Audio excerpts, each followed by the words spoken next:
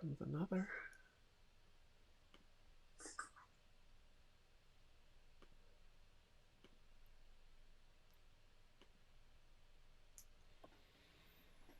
Let's get started and people can just keep coming in.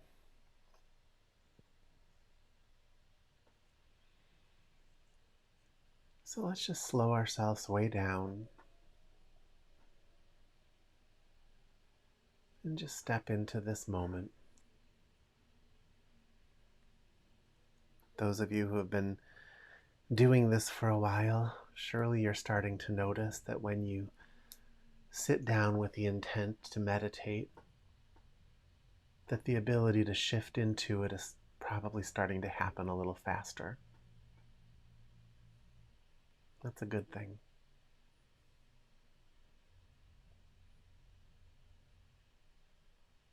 So just take a deep breath and let your attention just fall on the room around you.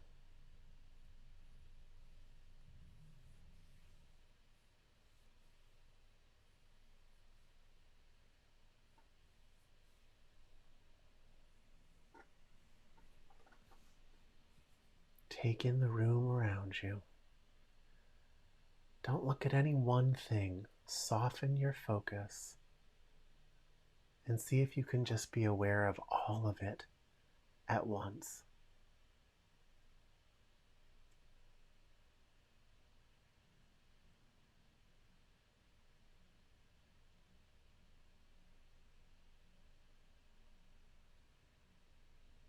Nothing to have a feeling about.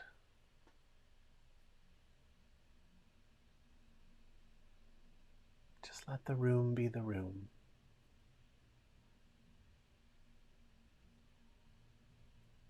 And just be aware of it.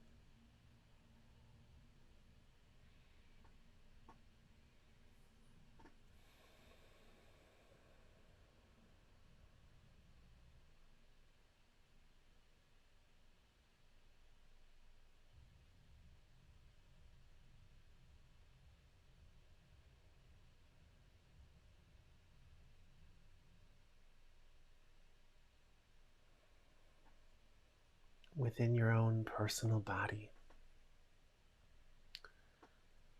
just step into sanity.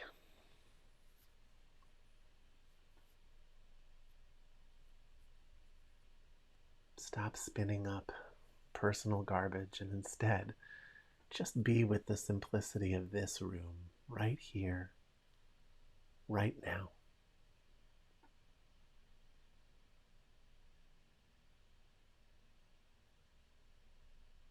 Let easy things be easy.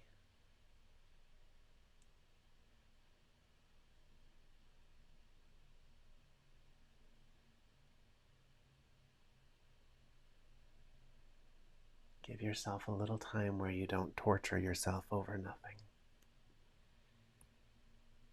Not too much to ask.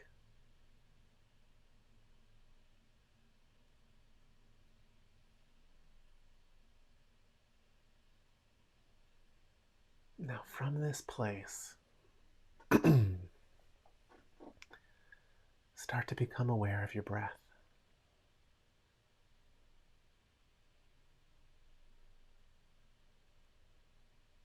From this easy, present place, you in a room, listening to me, breathing.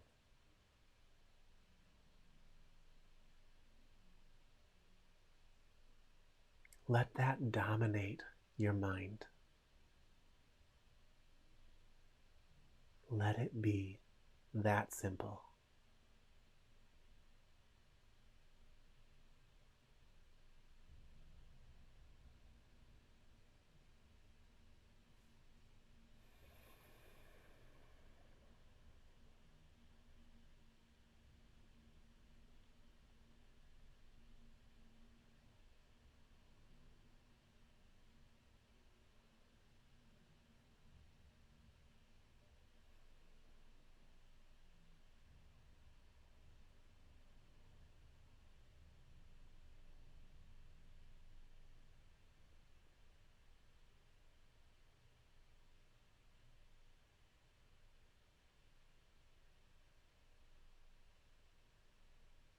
Just let go of everything else.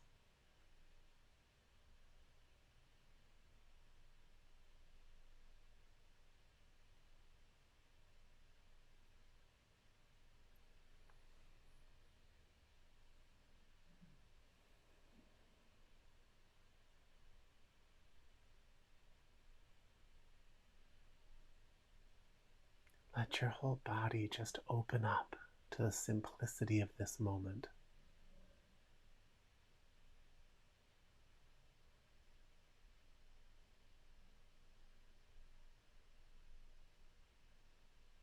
Just buoyant and floating in this moment.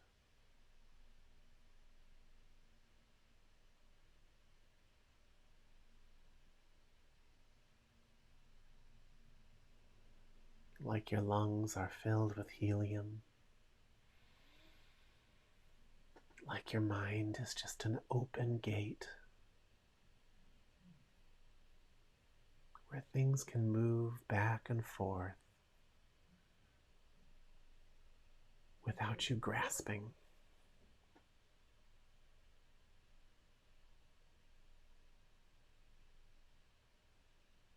No grasping.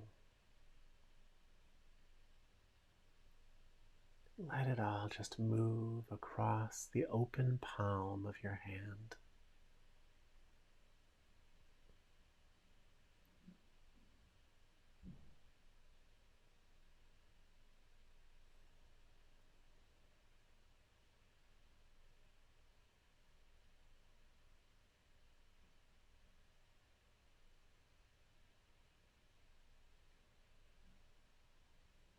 Now get your eyes out of the way. Just let them fall to the floor or the desk in front of you.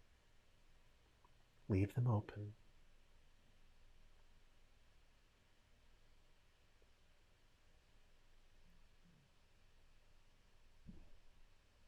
And just be with this moment. Just attend with every cell of your being.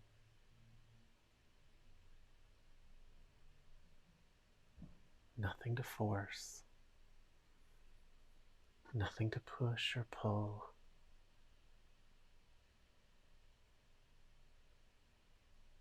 Nothing to figure out or understand.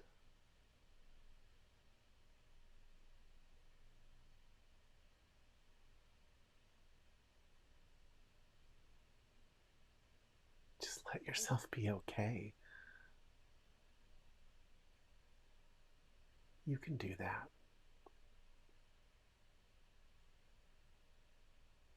Let go of the story that you're not okay. And let yourself be okay in this moment.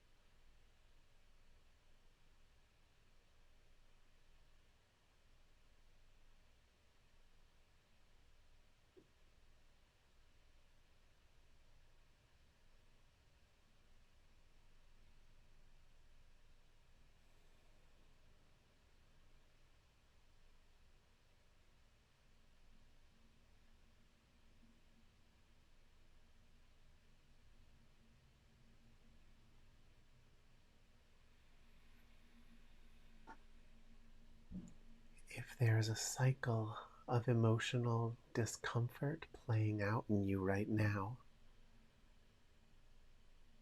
just leave it to itself. It'll spin around a few times and then it'll just open right up. Don't try and control it. Don't try and pin it down.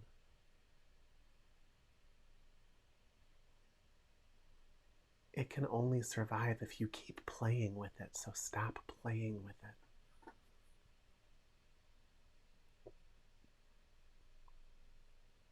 So that that part of you can unfold.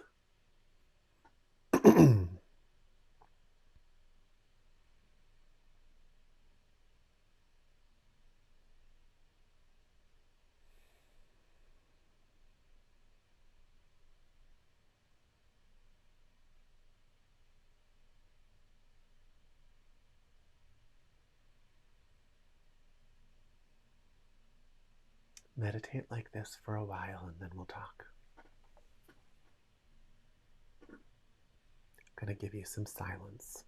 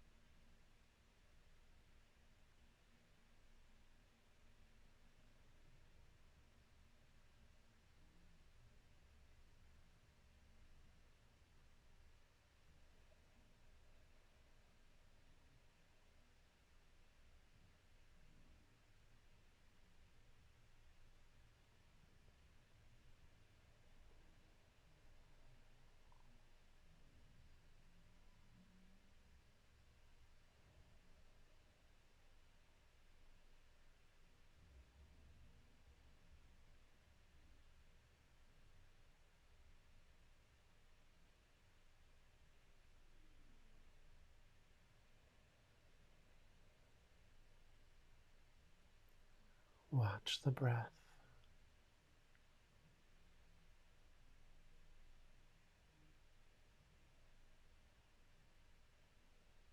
Stay in the simplicity of this moment.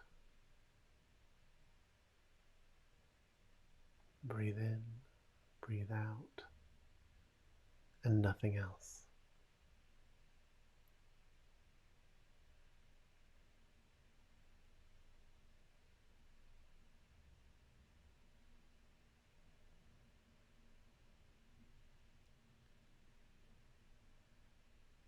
If you can do that, what'll be left is comfort and peace.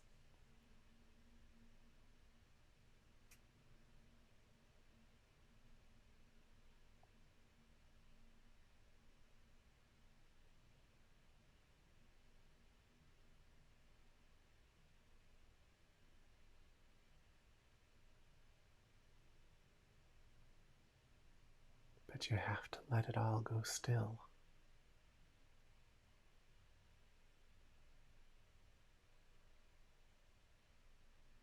Even if it's uncomfortable at first.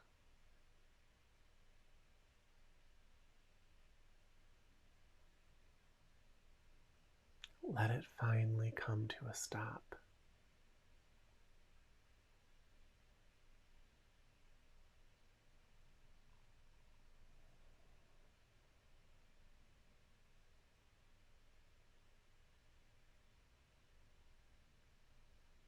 Get yourself back to a blank slate so that you can become aware of what you've been drawing on this whole time.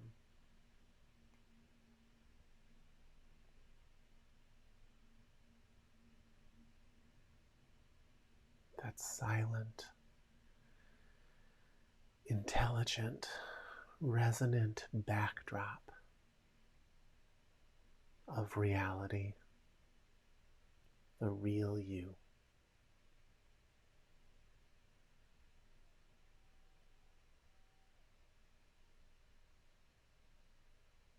The source of your consciousness.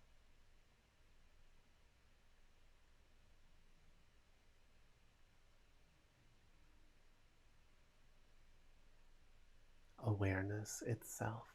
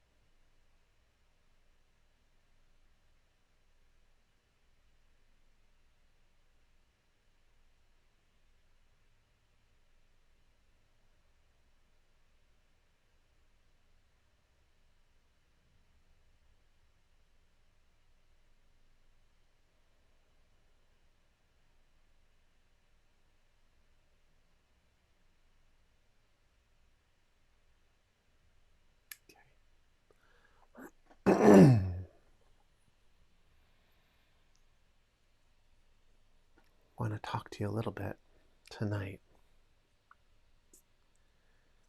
There's a teaching coming up.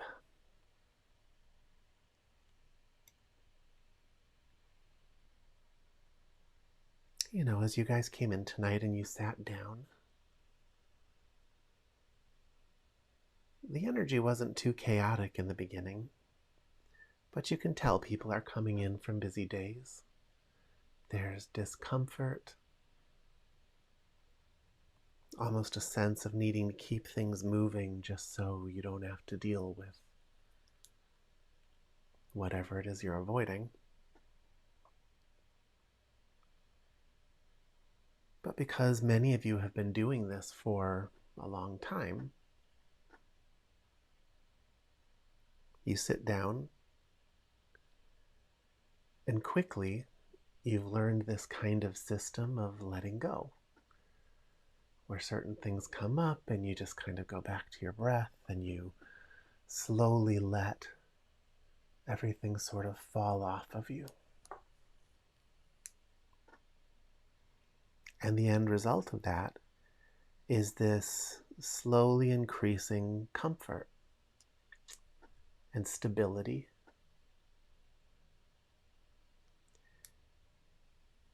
This kind of grounded feeling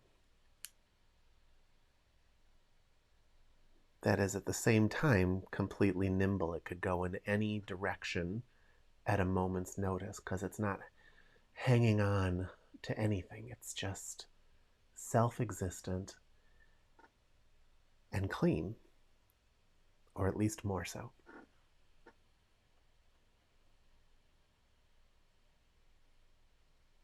So what is it you're letting go of?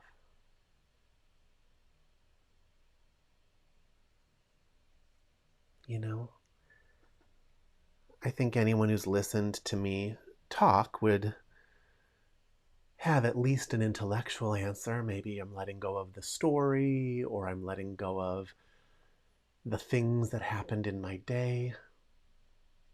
But what is that? What is that thing that has so much power over how you feel? That is so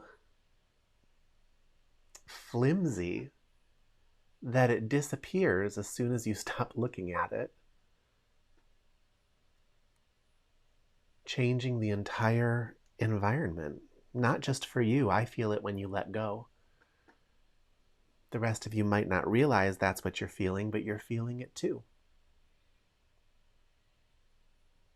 You know, and if you attend enough classes and pay attention before and after, you'll notice it even affects the environment. It affects how everything moves. It affects the kind of noises animals make outside your house. The effect of that simple shift, that letting go, is huge. People who are connected to you, who aren't even in this class, will feel a part of them that just got clear and comfortable. And that part of them they're feeling is you. So what is that?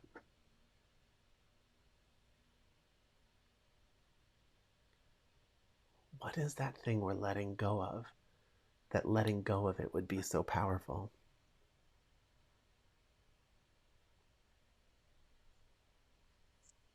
What you're letting go of is a pattern. So this world is a world of opposites, right? Everything is always trying to find its balance point, but it's doing that through exploring opposites. If I push you into activity, you're going to long for stillness. If I push you into stillness, you're going to long for activity. If I make you too hot, you're going to want to cool down. If I make you too cold, you're going to want to warm up. And that's because you are in a world where balance between the opposites is the law. But so is ceaseless motion, and so you are always swinging from one end to another. But at the highest level of this world, there is an ultimate pair of opposites. There is the projective, energetic force of life, the force of consciousness, the thing that penetrates and fills.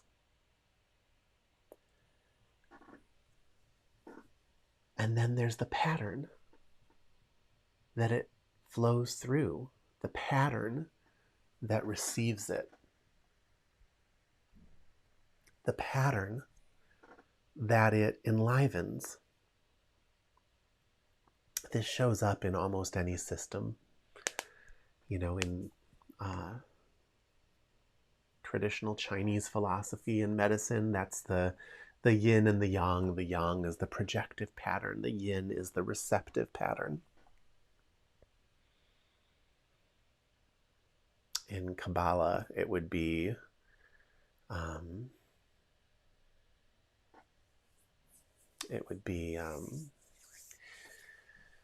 forgetting the name of those two tops, Sephirot.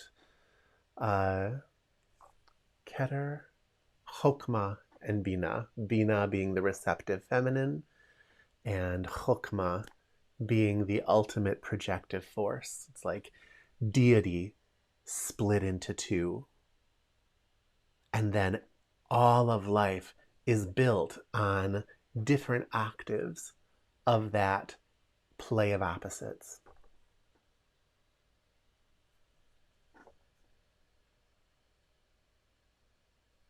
It just kind of moves on down until suddenly you're in a realm that a human can understand.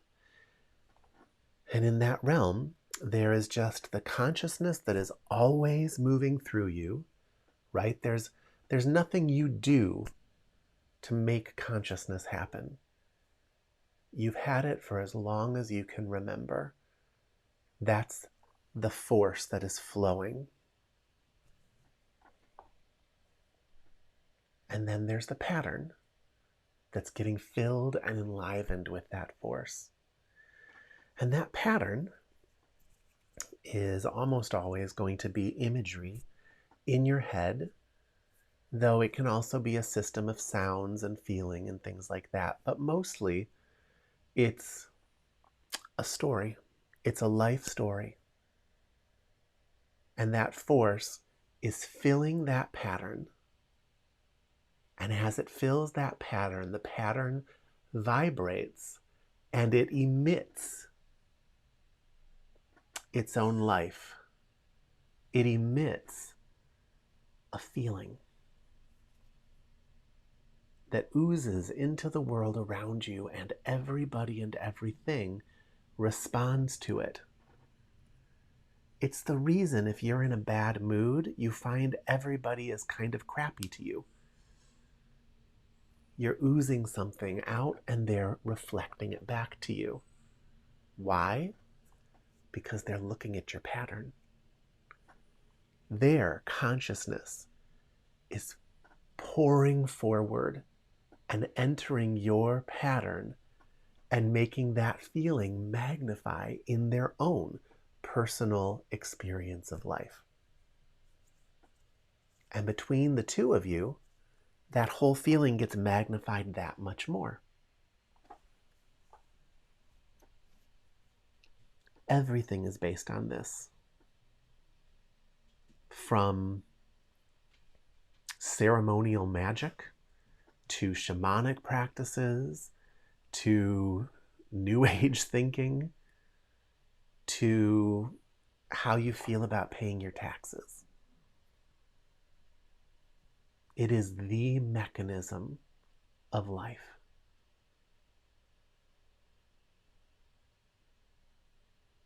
It's the reason that if someone had you close your eyes and told you to picture a placid pond surrounded by trees in autumn, that would change how you feel.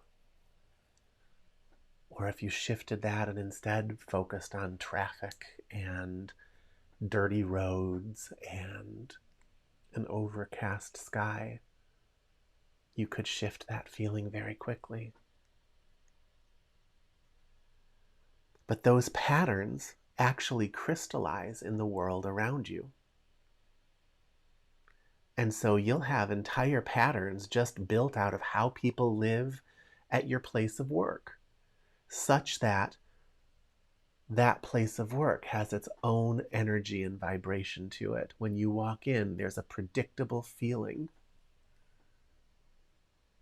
that you feel and that everyone else feels. They don't all feel the exact same thing because in any one moment, there are many different things to bring out of the woodwork in that pattern. Someone might walk into a room and just see fluorescent lights and pale, the kind of pale deadness it gives to the skin and things like that. And someone else might walk in and the crux of that for them is how bright everything is.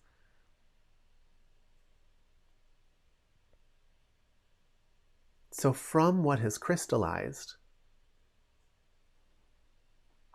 you borrow from it and create a pattern to give your attention to. But whatever that pattern is, when your consciousness floods into it, it is going to have an effect on your world.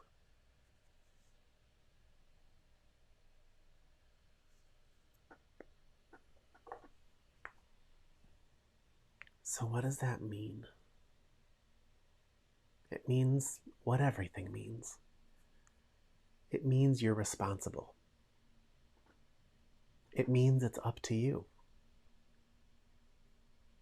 It means that every minute of your life is an act of magic. It means that where you place your attention makes things happen.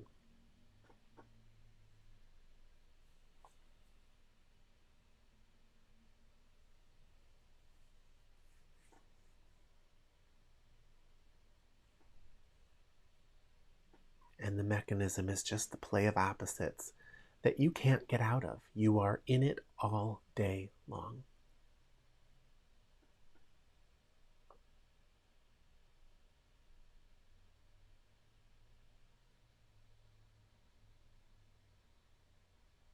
The trick,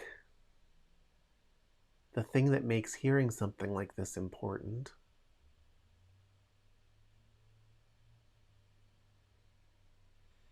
is that if you can maintain an awareness of it, you can start to gain some control over it. If you can maintain an awareness that everything around you is a pattern, you'll start thinking about what sort of patterns you project.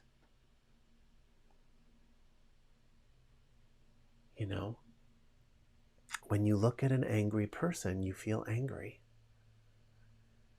When you look at a scared person, you feel trembly. When you look at a lustful person, it impacts your sexual system in ways. Start to notice it. Step into your life and recognize the pattern in front of you. Notice what's oozing into the space from your interaction with it, and then make a decision. Shift your attention, do something.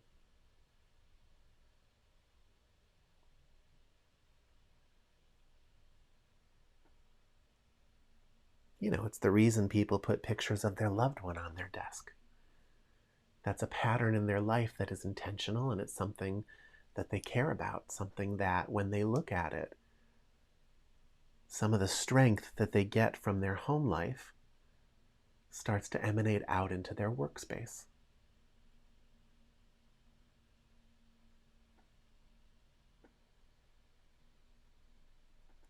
But for a spiritual warrior, for someone who is actively growing spiritually, you need to start working on being aware at all times of what your consciousness is enlivening. Consciousness is no thing. It can spill into anything. It can penetrate and become anything.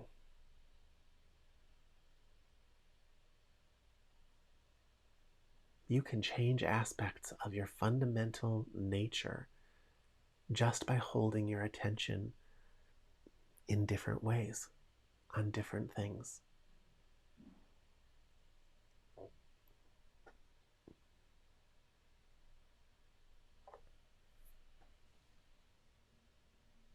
So, what's happening when you let go in meditation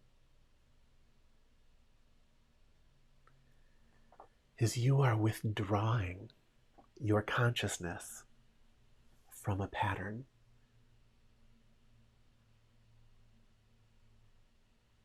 And you're stepping into formlessness. Or if you start working with a mantra and you're just saying that mantra and not anything else internally, then in that moment you are flooding that mantra, and that mantra is filling the space with its power. But those mantras, they don't have to be anything secret or mystic. They can be an English word, an idea, the sound of a child laughing, the face of someone you love, or an image of something beautiful.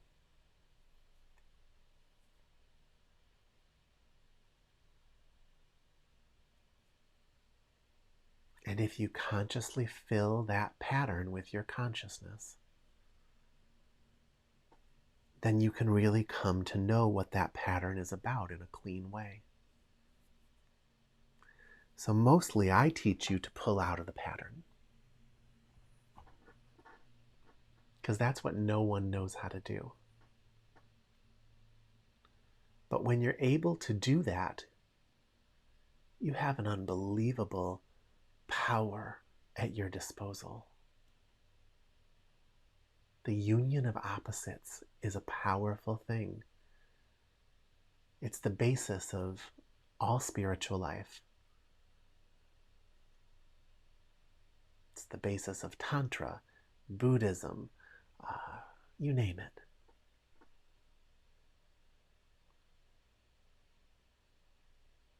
When you have that part of you in a formless state, then you can direct all of it to the object of your attention and fill a pattern.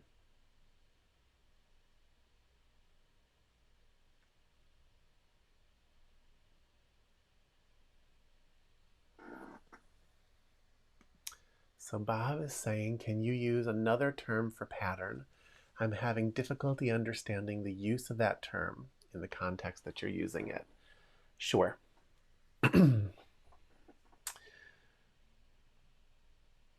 So when I say pattern, what I'm talking about is, let's see, I know in the past the word vibration has given you trouble too, so let me think. Okay, do this for me, Bob. Close your eyes and just picture a big, rounded corner of a table. Okay, a kitchen table that's round. And I want you to just give your attention to the roundness. That roundness is a pattern. Roundness has a nature. And really give your attention, meditate on it. Meditate on the roundness of that image.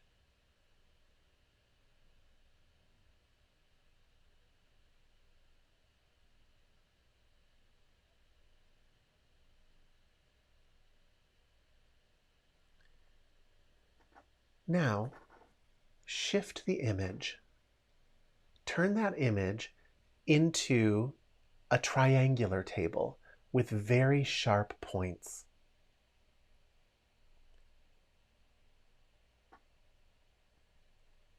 And place your attention on the sharpness of the point.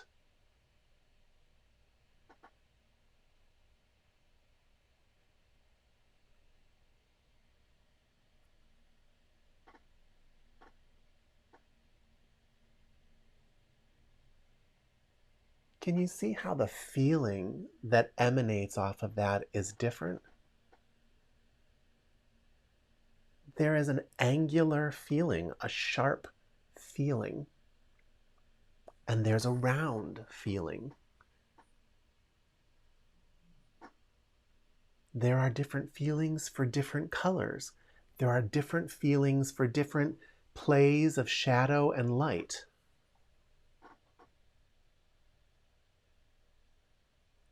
And all of those are patterns. What makes it a pattern? You're piecing it together to make an image. And that image has a feeling attached to it. That image makes you feel a certain way. We've talked in the past how images are containers for feeling, and that's what we mean. A quilt is a pattern. You take a bunch of different things and you sew them together to make one thing. And people do it because when they look at it, it makes them feel a certain way. Sometimes it's stimulating, sometimes it's comforting.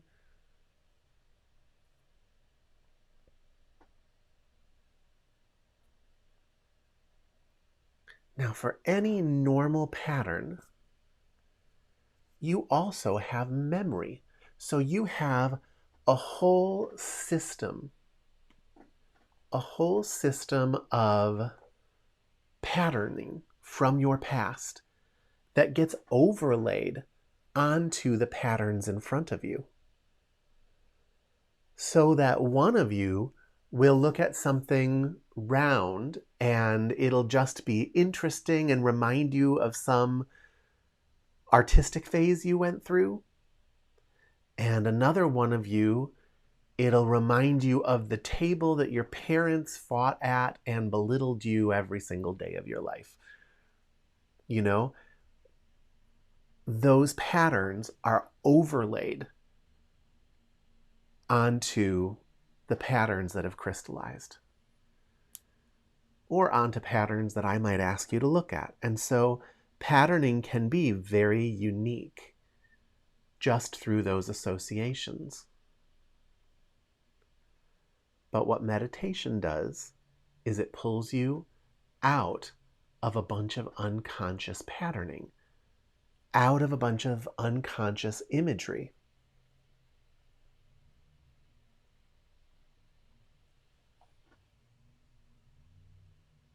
And gives you your choice back.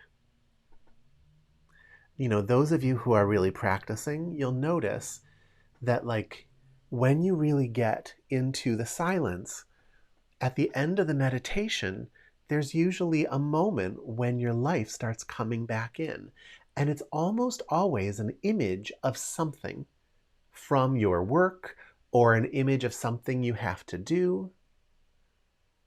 But there'll usually be an image, and that with that image, the feeling of being you and all of your stresses and all of those things will come rushing back in. And the juxtaposition of that patternless place and the pattern of your life rushing back in can really show you this principle at work. It can really give you an experience of this. But because most people never leave the realm of patterning, they never get to actually see it. It's like trying to ask a fish to tell you about water. If the fish has never been outside of water, they don't even know they're in water. But meditation gets you out of the sea of patterns so that you can see what you feel like without it. So that when when it comes back in on you, you can see what it's doing. And you can make some choices.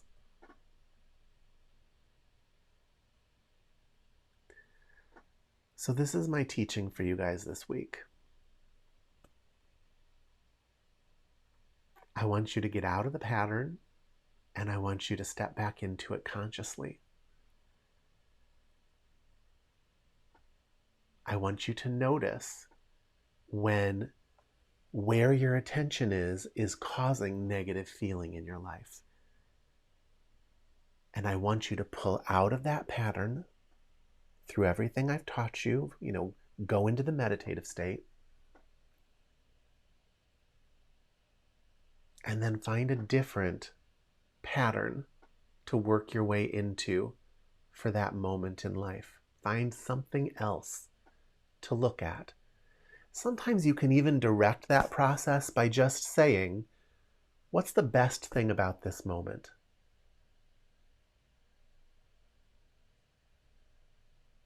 What's great about this moment? What's energizing about this moment? What's comfortable about this moment? If you ask those questions, your subconscious will put together new patterns to try and answer the question. Yeah.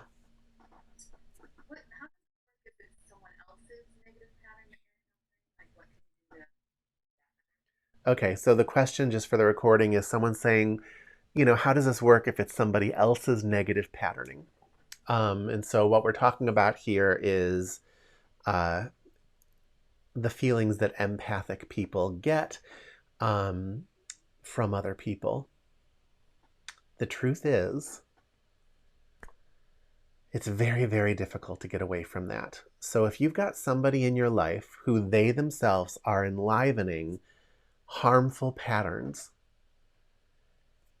and you are connected to that person in a way where you are feeling everything they're feeling coming back at you, you actually need to start weakening the relationship with that person a little bit. Or you have to start helping them shift their attention. The fact is, each of us, we are sharing a world, and we all have the same power to ooze into the space. And those of us who are sensitive, we don't even have to be in the room with that person. From the other side of the continent, they can really make our day very difficult.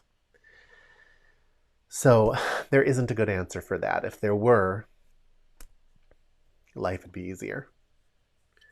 But I would say the most important thing first is if you are aware of the patterning that you are moving yourself into, then you'll be aware that what you're feeling does not belong to you. And that is the biggest first step to letting go of somebody else's feeling. Because until then, as you know, you'll be asking yourself, why do I feel this way? And your brain is just an answer machine. It's going to tell you because you're a terrible person. And because when you were 5, you stole a cookie. And because when you were 7, you were mean to a girl with weird eyebrows. It will just answer the question with whatever it's got, and you will treat it like it's yours, and you will further enliven the pattern through that. Okay? But when it's actively happening, you really have 2 choices. One, you can first get out of it by putting your hand over your solar plexus and letting that feeling drop off of you a little bit. Then, from there, make a decision of where you're going to place your attention. My teacher used to describe it as you need to be a little feisty when that kind of energy is coming in. There's a part of you that has to be kind of pushing it off. That's one of the few places where a forced enthusiasm is not an entirely egregious thing to bring into the space.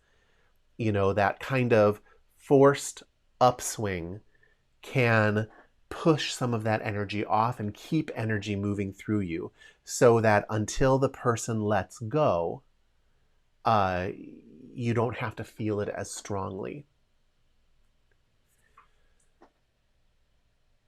I think a better option, depending on the person, is to call them and just give them what they need. All right?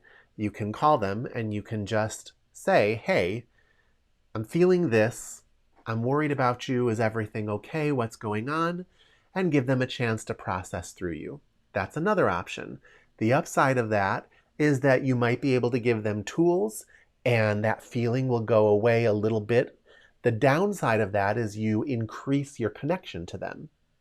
So I would say if this is family, that's the way to go. If it isn't family and you don't want to increase your connection to them, then you want to bore them. You want them to not see you as somebody that they can reach out to every time they break a nail, you know? And I don't know, as a spiritual teacher, I go back and forth on that one. There's a balance you have to strike between being willing to accept the fact that you are in a world where people are suffering and setting yourself up with enough boundaries that you can still function. So we all have to strike our own balance with that. But the more you draw boundaries with other people, the more you let them know what they can and cannot expect from you, the less they will emit toxicity in your direction whenever they're upset. So if you are in a savior complex, get out of it. I've learned that one the hard way. You don't help anybody with that. And sometimes you just have to take one for the team. I've got a bunch of people that I work with that are mad at me all the time because what I am bringing to the table is showing them that the work they've done for the last 20 years has been largely invalid. I'm not pointing and laughing and being mean, but I'm teaching people how to do it right, and that means the people who have been doing it wrong are suddenly realizing there's somebody there saying something they don't want to hear. So I have to make a decision. Is it worth it? And for me, it's worth it for a period of time. And then I'm going to step away from it. I wasn't put on this planet to explore conflict with people who don't want to learn or grow. But I can move my field forward a little bit, and so I'm going to do it. It sucks. But, it's like you just make a choice and then you live with it. And you protect yourself where you can. And you don't use it as an excuse to anger spiral. You just take...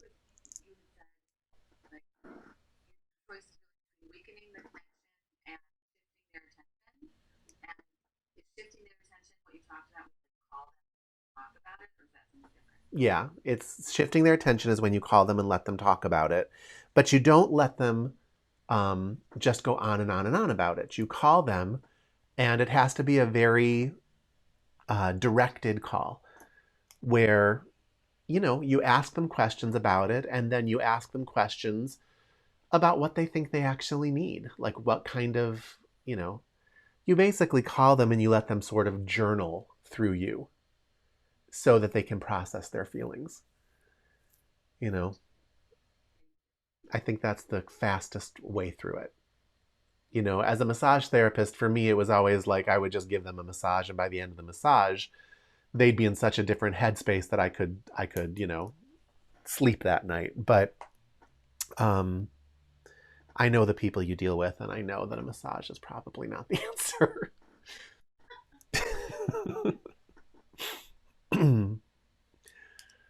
All right, guys. What else? Is there anything else you'd like to talk about or any questions you have?